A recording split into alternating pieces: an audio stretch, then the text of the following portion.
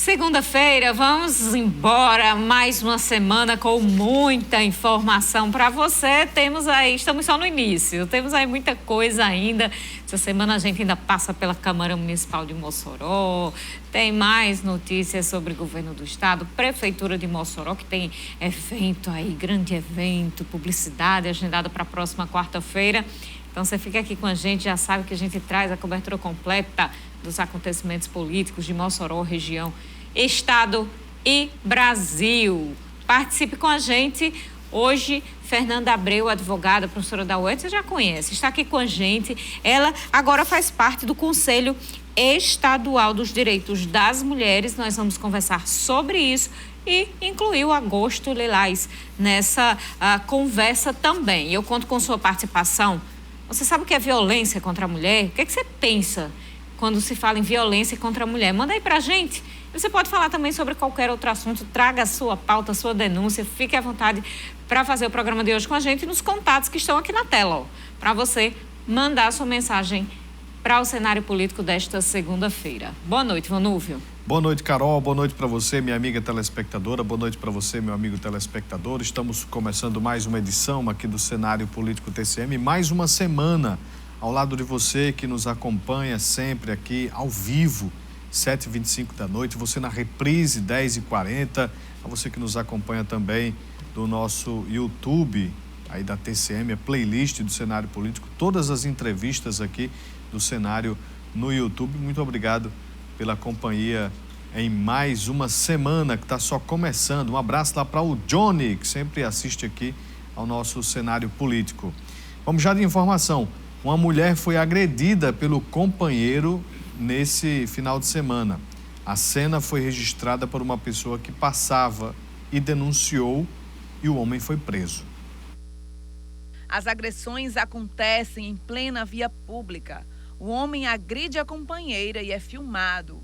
Ele bate nas costas e na cabeça da vítima enquanto ela caminhava. Populares presenciaram a cena e fizeram a denúncia à patrulha Maria da Penha. De acordo com a polícia, o homem já havia sido condenado a 9 anos em 2020 por violência doméstica e já havia sido acusado por tentativa de feminicídio em outra ocasião também pela Lei Maria da Penha e estava cumprindo em liberdade. Depois da denúncia, o homem foi preso em flagrante. O caso chama a atenção porque no mês de agosto é lembrado o aniversário da Lei Maria da Penha, que tipifica o crime de agressão contra a mulher. Depois de passar pela delegacia de plantão, o acusado foi encaminhado ao sistema prisional. E esses casos que a gente vê são tão comuns. A gente, na nossa cobertura policial aqui do jornalismo TCM, quase que diariamente traz casos assim, né, Vanúvio? Na segunda-feira passada nós tivemos aqui a coordenadora da Patrulha Maria da Penha falando sobre o trabalho da patrulha da Guarda Civil Municipal, essas ocorrências, a frequência e os aspectos que envolvem esse tipo de ocorrência. Hoje aqui a gente vai ter um debate um pouquinho mais amplo em relação à violência contra a mulher. A professora Fernanda Abreu, advogada, está aqui com a gente. Ela é pró-reitora de graduação da Universidade do Estado do Rio Grande do Norte também. E está aqui com a gente. E na semana passada, o governo do estado instituiu, empossou os membros do Conselho Estadual dos Direitos das Mulheres, agora no Agosto Lilás, aproveitando esta ocasião do Agosto Lilás. Professora, como é que deve ser a atuação do Conselho Estadual? A senhora que é um dos membros do Conselho. Boa noite. Carol, boa noite a todos aqueles e aquelas que estão nos ouvindo. É sempre um prazer voltar aqui para conversar com vocês, né? E é uma satisfação agora, no mês de agosto, né? Um mês em que a Lei Maria da Penha completa 17 anos, a gente tem tido a oportunidade de presenciar, né, em Natal, a posse dos membros tanto desse conselho, desse importante conselho estadual dos direitos da mulher, como também do próprio comitê, né, de acompanhamento do enfrentamento e combate à violência contra a mulher também. Ambos são vinculados à Secretaria Estadual de Mulheres, Juventude, Igualdade Racial e Direitos Humanos. Tanto o Conselho quanto o Comitê, né, foram empossados. Eles possuem membros do governo do Estado, de entidades da administração direta e indireta e também vários da sociedade civil. Essa comissão, por assim dizer, né, tanto o conselho quanto o comitê, eles já existiam por força de lei complementar, né? Salvo melhor juízo, desde 2017 eles já existiam e o conselho em particular sofreu uma alteração agora em 2022 e deixou de ser um órgão meramente opinativo para ser um órgão deliberativo. Então, é um órgão que ele tem por finalidade tanto deliberar como acompanhar todas as políticas públicas estaduais que digam respeito aos direitos das mulheres. Ele também tem natureza consultiva, né? Ele tem natureza de assessoramento, então ele também deve assessorar o governo do Estado na condução e na criação dessas políticas públicas que vão enfatizar e efetivar os direitos das mulheres. Então, é um conselho que ele tem um conjunto de competências bem vasto e a gente está numa expectativa muito positiva, né? No caso, eu e a professora Suame, mandar um abraço também para a professora Suame, que é da FASO, né, da Faculdade de Serviço Social da UERN. Eu como titular e ela como suplente, fomos empossadas recentemente e estamos na expectativa, né, do início dos trabalhos desse importante conselho. Eu acho que foi muito positivo esse órgão ter agora enfatizado a sua competência deliberativa, né? O que significa dizer que ele vai poder expedir pareceres e vai deliberar sobre políticas no âmbito do Estado, né? Sempre vinculado. Hoje, no momento, ele é vinculado à Secretaria Estadual da Mulher, né? Mulher, igualdade racial, juventude e direitos humanos são questões afeitas à diversidade que tem absolutamente tudo a ver. Então, a gente está numa grande expectativa, sabe, Carol, para o início dos trabalhos desse importante conselho, que foi agora retomado a partir do governo Fátima. A governadora falou na oportunidade, né, manifestou amplo interesse, inclusive, em trazer aqui para Mossoró, até em parceria com a Universidade do Estado do Rio Grande do Norte, a Casa da Mulher Brasileira. Falou expressamente que instalaria, tanto em Natal quanto em Mossoró, que estava nas tratativas, né, de parcerias para essa finalidade, deu várias boas notícias com relação a isso.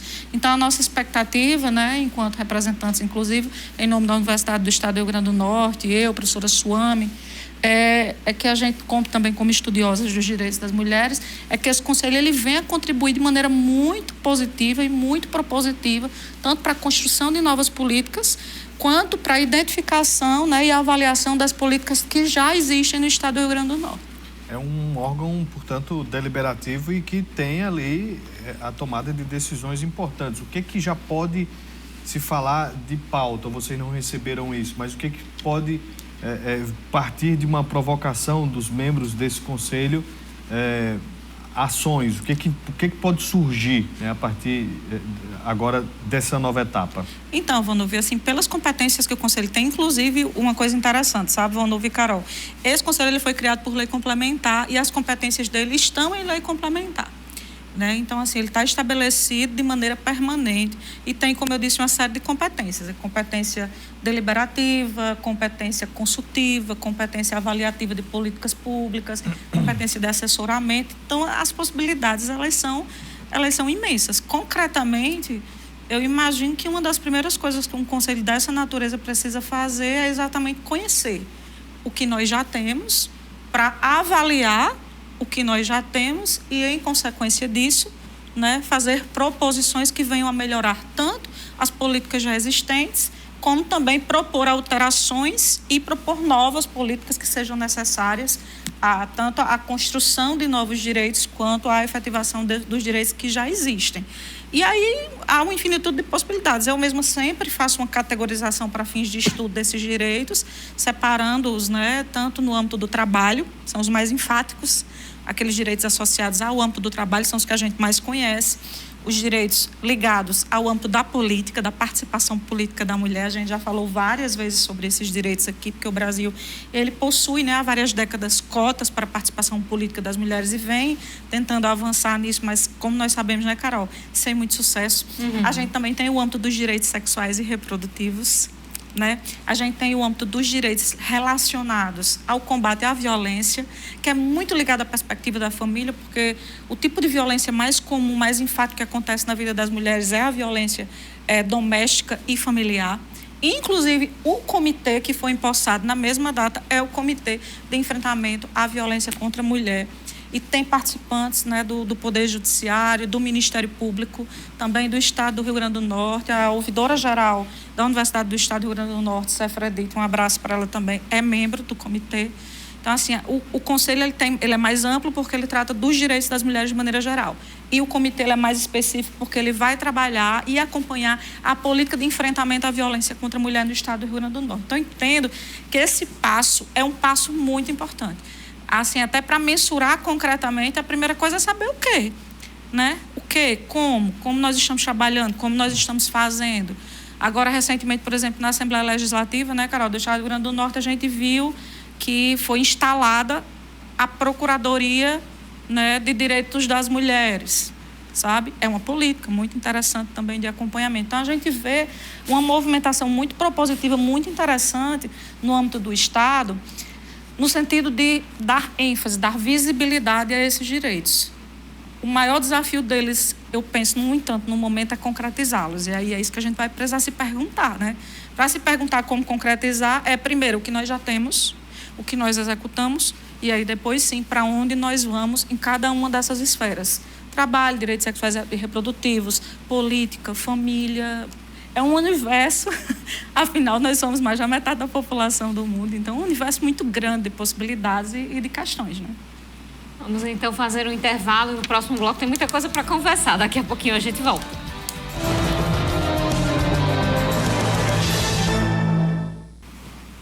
De volta com o cenário político, hoje, segunda-feira, nós estamos conversando sobre o Conselho Estadual dos Direitos das Mulheres.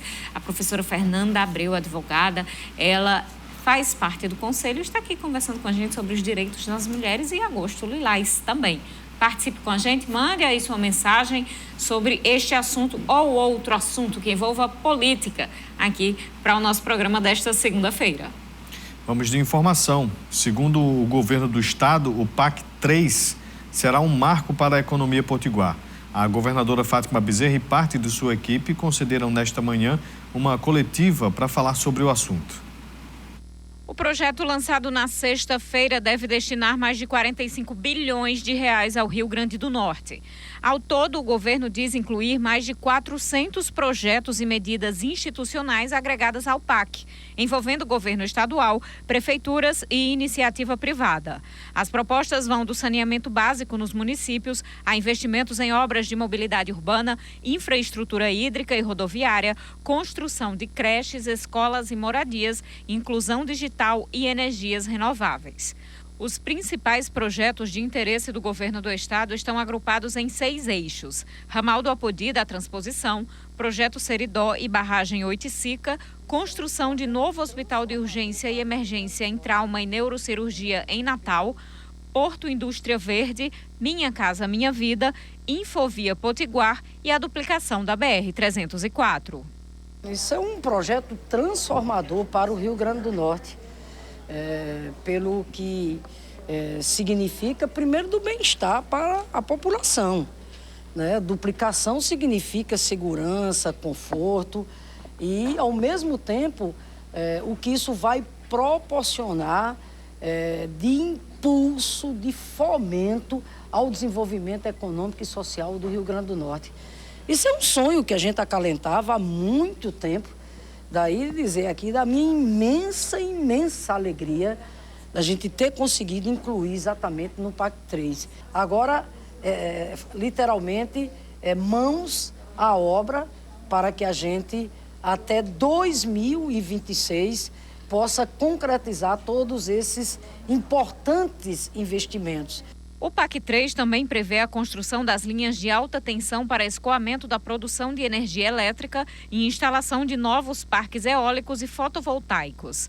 Em relação ao Minha Casa Minha Vida, a nova versão do PAC tem como foco a retomada de obras paradas da faixa 1, destinada a famílias em situação de vulnerabilidade, e o financiamento de novas moradias para as demais faixas.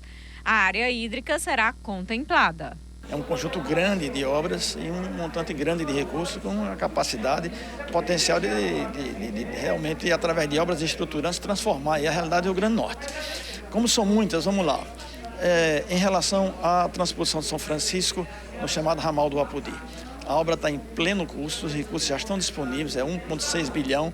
Essa água entrará através de um túnel lá em Major Salles e beneficiará toda a bacia do rio Apodi. Conseguiu-se, inclusive, nesse contexto, que a gente tivesse recurso também para uma recuperação total da barragem de Santa Cruz, da barragem de Pau dos Ferros, que há muito tempo não tem tido possibilidade de que a gente possa fazer essa manutenção, vamos dizer, tá? E a expectativa é de que a gente tenha isso pronto até o final de 2025. Da área hídrica até o final de 2025, de todos os projetos aí até 2026, segundo a governadora Fátima Bezerra. Sai do papel, Vanúvio? Carol, precisa sair do papel, né? Hoje o governo do estado enfrenta uma situação de crise financeira e até mesmo no ponto de vista do marketing, da publicidade, da comunicação, para reverter essa situação negativa da gestão neste segundo mandato. Então o PAC veio para ser ali um alento a tudo isso, né, que o governo tem enfrentado. E a própria vinda de Lula ao estado, anunciada recentemente aí, também faz parte desse processo de mudança nesse aspecto negativo da gestão Fátima Bezerra, que neste segundo mandato está enfrentando essas dificuldades. Então o PAC precisa acontecer. Muitos que acompanham a cena política avaliam que o PAC ele poderá não ser efetivado, principalmente pelas promessas, né, que são muitas delas ali históricas, né, e realmente precisa de muito dinheiro, e o dinheiro que às vezes é anunciado nunca chega. Então, são 400 projetos que estão aí na mira, 45 bilhões. A gente espera que pelo menos metade disso possa ser efetivado, né? Vamos esperar e vamos torcer para que saia pelo menos essa parte aí do primeiro projeto da duplicação da BR-304. Vamos voltar a nossa conversa com a professora Fernanda Abreu, que está aqui com a gente. Professora, em relação a essa questão da autonomia econômica, autonomia financeira das mulheres vítimas de violência, existe uma lei federal, né, um decreto, aliás, que foi assinado pelo presidente Lula, que define um percentual de 8% em contratos firmados entre empresas e administração pública federal para a contratação dessas mulheres vítimas de violência. No âmbito municipal é 5%, é uma lei que precisa ser regulamentada ainda, foi aprovada de 5%, precisa ser regulamentada ainda. Só essa lei é suficiente para dar autonomia financeira às mulheres? Porque existe a questão de qualificação profissional, existem os filhos, onde é que vão ficar durante esse emprego? Qual a avaliação que a senhora faz? Então, Carol, e vão ouvir todos aquelas que nos escutam, a questão da autonomia da mulher, assim como a questão da autonomia de todo e qualquer ser humano, é uma questão muito ampla que envolve vários aspectos da vida. E no tocante às mulheres, elas assumem uma quantidade maior de encargos com os cuidados domésticos e com o cuidado com a família, né? Estão a invenção, as estatísticas do IBGE mostram, né, que elas normalmente exercem em média 10 horas semanais a mais que os homens nesse tipo de atividade, nas atividades domésticas. E isso quando nós não estamos diante de famílias que são formadas apenas pela mãe e pelos filhos, né, que chega a quase 1/3 das famílias do Brasil. Então, assim, para as mulheres em particular, a autonomia ela é um desafio adicional, porque ela depende não só do fato de você ter um espaço no mercado de trabalho. Então, essa disposição, essa política, ela garante um maior espaço. Na verdade, ela garante não, ela prescreve. O que vai garantir é a execução desse texto. Como você disse, ainda precisa ser regulamentado e essa regulamentação precisa ser eficaz para que realmente o espaço seja garantido a essas mulheres. Mas, além disso, é preciso também, primeiro, que haja creches, né? Que haja creche suficiente para que as crianças, quando essas mulheres são mães, elas possam ter onde ficar quando as mães vão ao trabalho, para que as mulheres não dependam apenas de suas redes de solidariedade, muitas vezes já fustigadas, né, também pela ampla desigualdade do nosso país, já bastante necessitadas, tá bom? E, para além disso, a questão também não passa só pela creche, né? Não passa apenas pelo apoio. Eu acho que a questão passa pela garantia da educação, porque para você realmente ter um ser humano com autonomia financeira, acho que a educação ela é uma condição sine qua non, ou seja, uma condição sem a qual não existe autonomia, e a educação no nosso país ela ainda exige uma atenção muito específica, ainda há muita desigualdade na sua garantia. Então, é preciso que seja garantido não só o trabalho, mas seja garantida a educação, sejam garantidos outros direitos. A priori, de maneira mais imediata, creches e espaços onde as crianças possam estar, possam ficar de maneira segura, né, enquanto as mães trabalham, seria muito importante. E também políticas públicas que continuem a combater esse processo de desigualdade. Essa questão cultural que coloca na nossa sociedade a mulher em uma situação de severa desvantagem em relação ao homem, não só no espaço do trabalho, porque esses espaços eles se interconectam. É porque a mulher tem uma ampla desvantagem no trabalho e no lar, no espaço doméstico, que, por exemplo, o espaço político para ela se torna muito dificultoso. E se o espaço político para ela é dificultoso, também é muito difícil você ter a construção de políticas que não só envolvam essas mulheres, mas que tenham a participação delas para contemplar as suas visões de mundo e as suas necessidades. Sabe? A gente sempre diz que não basta ser mulher, de fato não basta, mas também não basta ser homem, né? Não basta integrar nenhum grupo vulnerabilizado e estar presente no espaço político, mas é um ponto de partida, sem o qual a gente não consegue enxergar como esses grupos necessitam e o que eles necessitam para que a igualdade realmente aconteça num país como o nosso, né, que é realmente extremamente desigual em vários sentidos.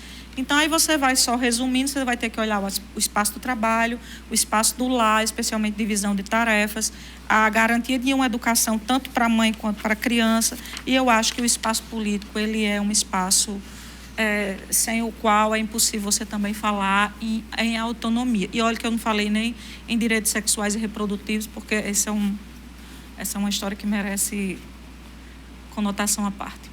Ou um programa específico para isso. E no bloco anterior a gente mostrou uma reportagem de um homem que agrediu uma mulher no meio da rua. Como é que fica hoje, né? A gente falando sobre os direitos das mulheres, Agosto Lilás, existe um apoio ou uma rede de apoio? A gente já inclusive trouxe aqui a responsável pela Patrulha Maria da Penha da Guarda Municipal, que falou também sobre rede de apoio, mas ela, de fato, atende a essas mulheres ou ainda falta muito para ter acesso a essa mulher que foi agredida no final de semana pelo companheiro? Como é que funciona isso? Olha só, existe uma rede, né? Existem várias entidades que fazem parte de uma rede que é nacional, né? Que é tanto de prevenção como de enfrentamento, de apoio à mulher que é vitimizada pelos processos de violência na nossa sociedade. Aqui em Mossoró, concretamente, o que eu sempre recomendo é procure o Centro de Referência da Mulher. Fica lá nos Teimosos, não me lembro agora o endereço, mas daqui a pouco a gente pode capturar para mostrar. Se você tem dúvidas sobre quais são os espaços da rede de apoio que podem lhe atender, podem lhe alcançar, se você não sabe o contato, o endereço, ligue para o 180 que você vai obter todos os dados necessários. Não precisa ser a pessoa vitimizada, pode ser um amigo, pode ser qualquer pessoa, qualquer cidadão pode ligar para o 180 e pedir socorro numa situação como essa, sabe, Manu? Tanto pode quanto deve, porque combater a violência de maneira geral, e particularmente a violência contra a mulher, que já realmente integra um grupo socialmente vulnerabilizado nesse sentido, é uma obrigação de todos nós enquanto cidadãos, certo? Não existe mais essa história do não meter a colher, né? Essa grande divisão que a gente tem entre espaço público e privado é que muitas vezes faz com que os grupos vulnerabilizados, notadamente, por exemplo, mulheres e crianças, se tornem tão suscetíveis a esse tipo de violência. Não, eu não entro na sua casa, não, eu não entro no seu espaço privado, não, no seu espaço íntimo não me diz respeito. Então, é o espaço onde, na maioria das vezes, acontece com as crianças e com os adolescentes e com as próprias mulheres as violências, das mais variadas formas, inclusive as violências sexuais, sabe? De maneira geral. O que mais me impacta hoje, no tempo atual, no cotidiano atual, numa cena como essa, é o indivíduo ter a coragem, ele se sentir, né, suficientemente encorajado a fazer isso no espaço público. Né? Você veja que, na verdade, eu acho que isso é um reflexo do quanto a nossa sociedade ela ainda protege as mulheres de maneira insuficiente. Essa é uma questão eminentemente cultural. Porque quando uma situação dessa acontece, na maioria das vezes o que as pessoas pensam é 2 vezes antes de se meter, depois se perguntam o que foi que ela fez para merecer aquilo, depois se perguntam o que aconteceu entre eles. Então, assim, há sempre indagações voltadas para a ideia de culpabilização da vítima. Não digo nem vítima, eu digo pessoa vitimizada. Por que pessoa vitimizada, né? Porque a gente também reage, Vando. Como seres humanos, as mulheres elas também reagem às violências que elas enfrentam. Muitas vezes elas só não têm condições suficientes de reagir para evitar. E é por isso que há a necessidade de uma rede eficaz. Como eu disse, aqui procura o centro de referência. Não sabe, precisa de algo mais, ligue para o 180. Aqui você pode procurar diretamente também o juizado de combate à violência contra a mulher. Você pode procurar a Defensoria Pública. Você também pode procurar o Ministério Público. Sabe? Há várias entidades que integram a rede, tá? Se você quer buscar uma organização não governamental, procure o Centro Feminista 8 de Março, procure organizações de defesa dos direitos das mulheres, se inteire. Existe, inclusive, o Instagram do CRM, acho que é CRM Mossoró. Você pode ir lá com o seu celular, entrar na internet, pegar as informações, pegar os endereços, ligar para o 180 de qualquer número. Procure estar sempre informado e informada. Você, mulher, e você, cidadão, de maneira geral. Como eu disse, essa é uma questão que, para que ela deixe, talvez a gente não consiga ver, vamos ver, você, Carol, talvez não consigamos ver a extinção desse tipo de questão, mas para que a gente possa avançar, pelo menos nesse combate, para que a gente possa avançar na efetivação desses direitos, é preciso que cada cidadão exerça o seu controle social. Sozinho não dá. Essa é uma tarefa muito grande, né? Não dá só Carol aqui falando só o Vando. Na verdade, o maior mérito de vocês é sempre trazer essa questão e colocar para as pessoas que elas precisam não só ouvir, mas agir de acordo com isso, sabe? Agir de acordo com isso. Então, se inteirar, passar a conhecer, passar a não aceitar. Existe, porque na grande maioria das vezes se torna aceitável socialmente. Esse é um assunto que a gente vai conversar no próximo bloco. Daqui a pouquinho a gente volta.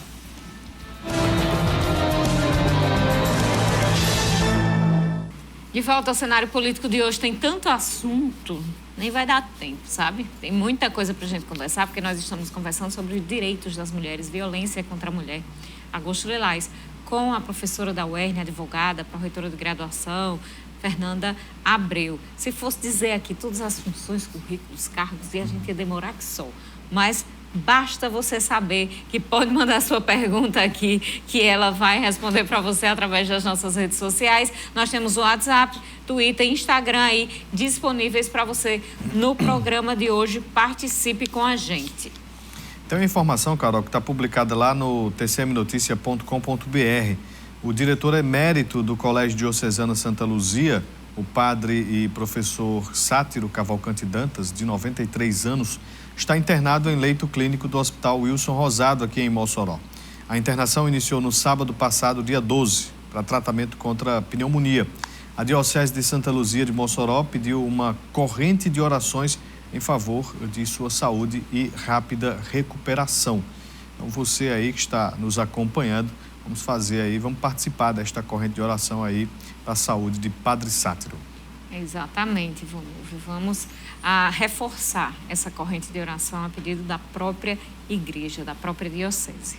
E melhoras para o Padre Sátiro Cavalcante. Vamos voltar a nossa conversa com Fernanda Abreu. Tem tanta coisa aqui para a gente perguntar, mas voltando em relação à rede, a questão do centro de referência à mulher, peraí que eu estou chegando lá, agora sim, CRM Mossoró, você pode procurar no Instagram e já segue.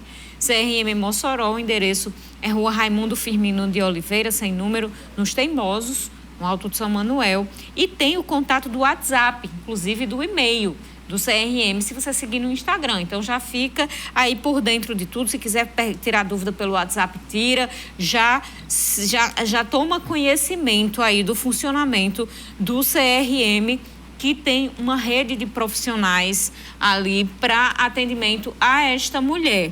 A professora, que rede é essa? E eu acrescento ainda, a mulher trans também é atendida por essa rede?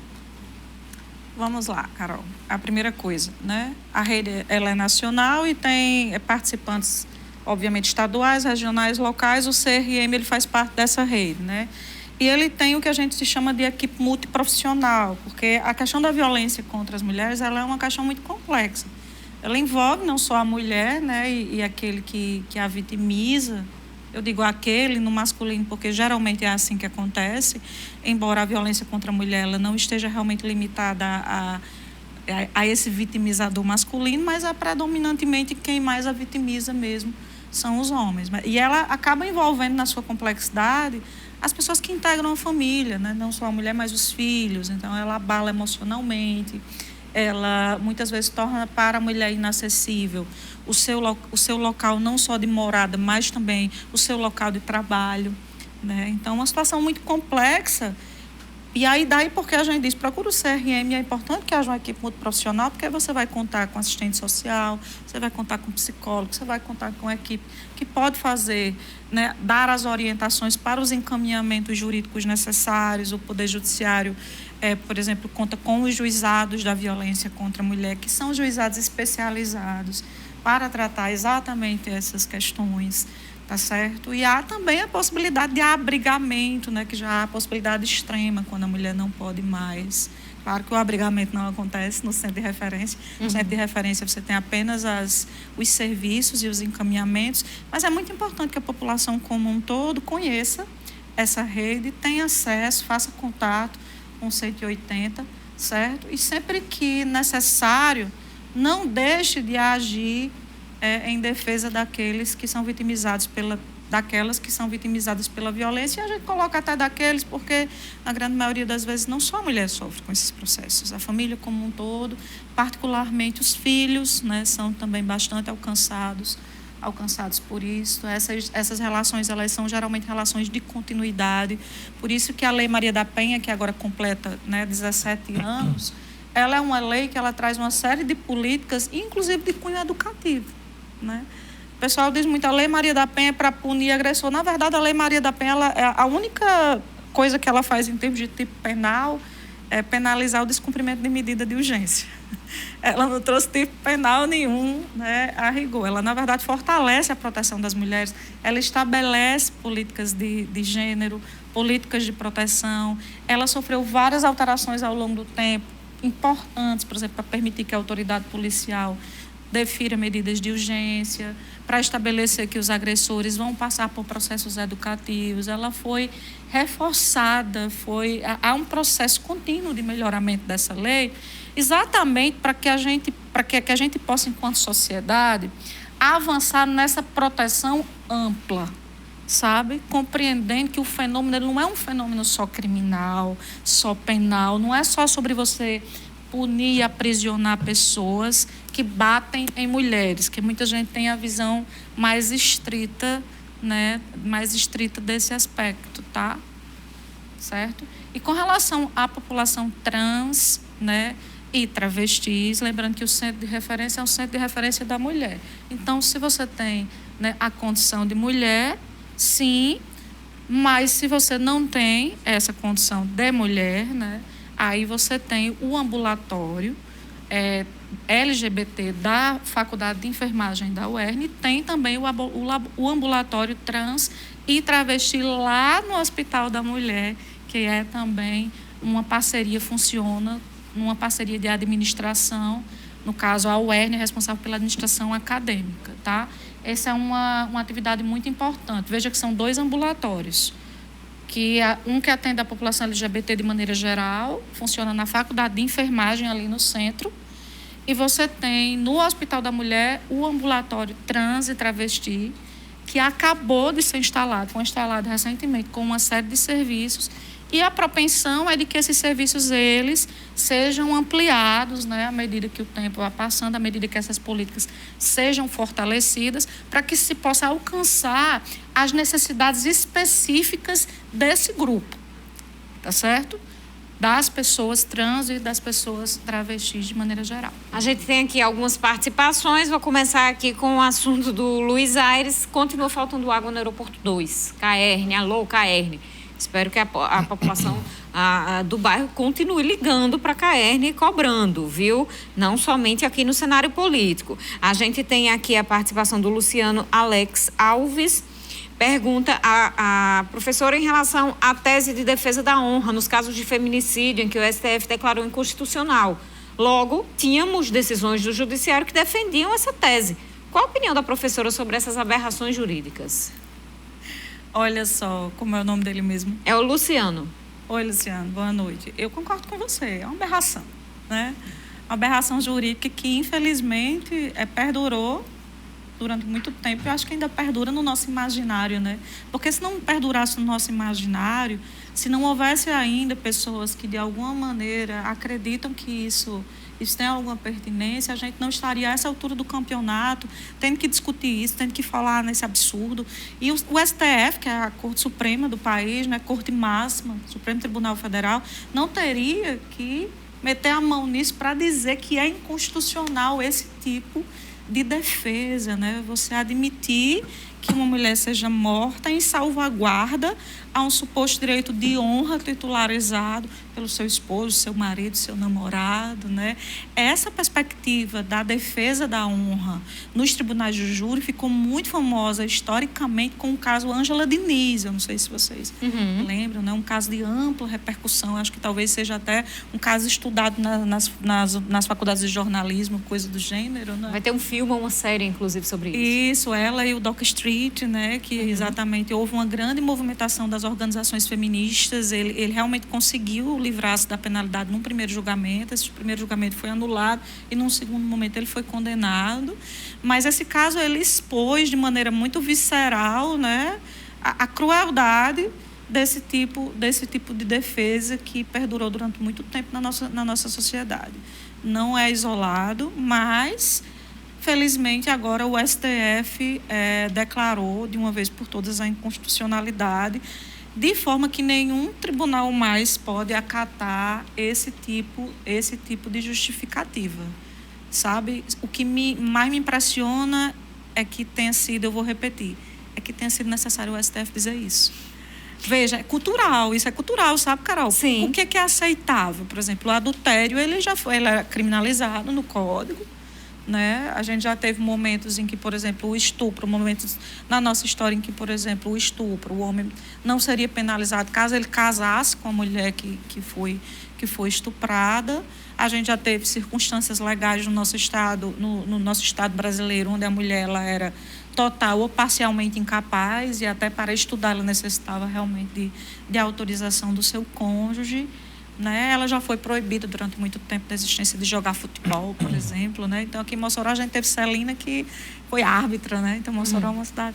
Mas a gente também, né, já teve tempos de proibição no país desse tipo de atividade das mulheres. Veja, só para fechar, que eu sei que eu já falei demais, mas só para fechar, tem uma frase da Simone de Beauvoir, que é uma feminista histórica conhecida por todos, né, em que ela diz que quando há grandes comoções, grandes problemas sociais, os direitos das mulheres, na maioria das vezes, são os primeiros a serem atingidos. Então, a gente precisa estar sempre em estado de vigilância, porque nada obsta, principalmente diante dos vários retornos dos conservadorismos no mundo como um todo, nada impede que os direitos que nós conquistamos até agora, eles sejam desconstruídos. Então, é uma luta para que os que nós já conquistamos sejam mantidos e tirados do papel, e outra batalha para ampliar, e uma terceira batalha para não deixar que ninguém retire aquilo que a gente já conquistou. Então, assim, vamos ver.